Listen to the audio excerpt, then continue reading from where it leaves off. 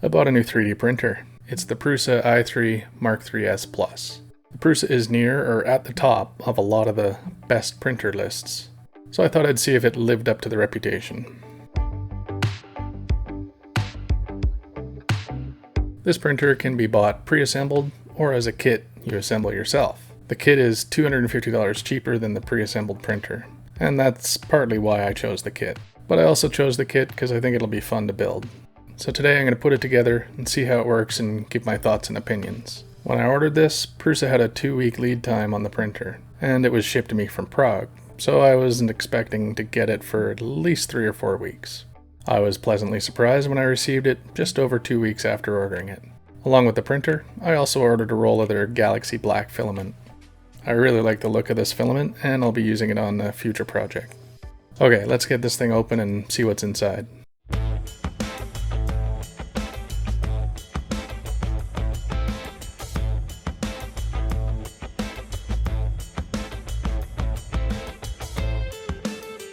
Prusa has done a great job with the packaging of this printer.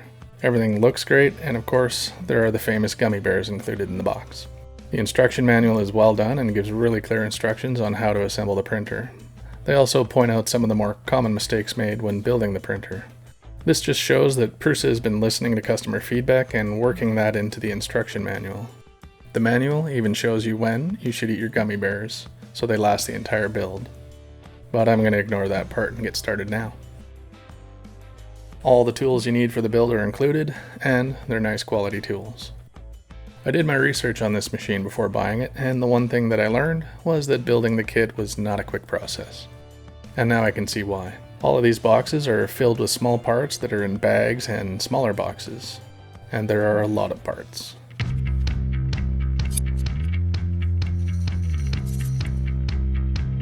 It is very well organized though.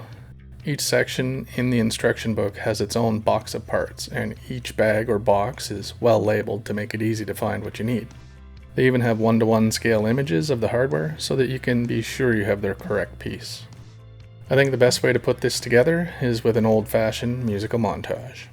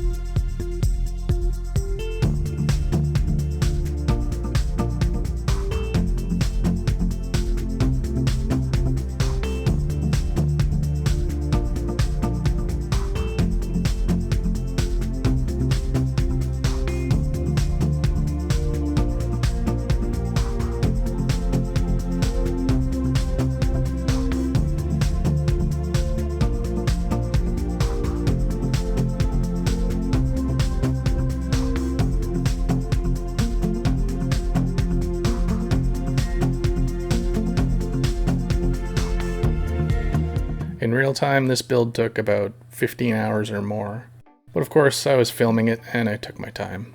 I really enjoyed putting this together.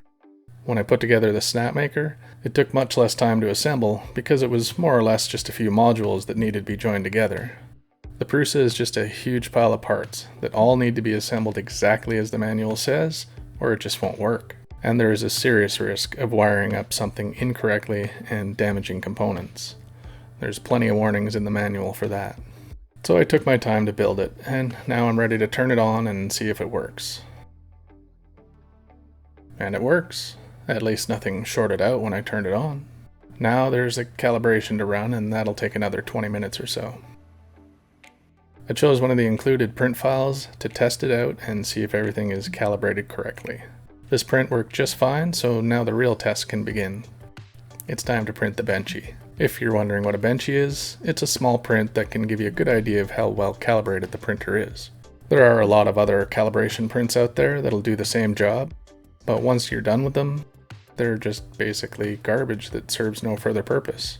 With the benchy, you can verify your printer is working well, and then you're left with something that can be decorative and serve some sort of purpose.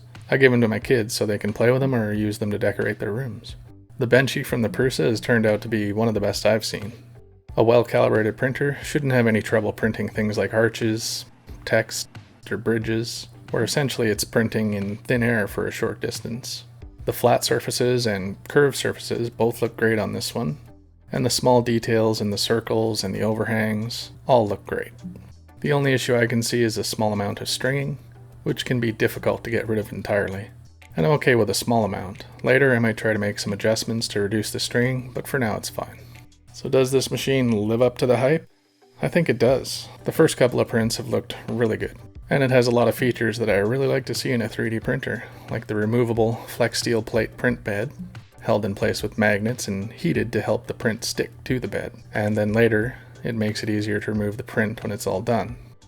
The Mark III also has automatic mesh bed leveling that runs before each print to make sure everything is level.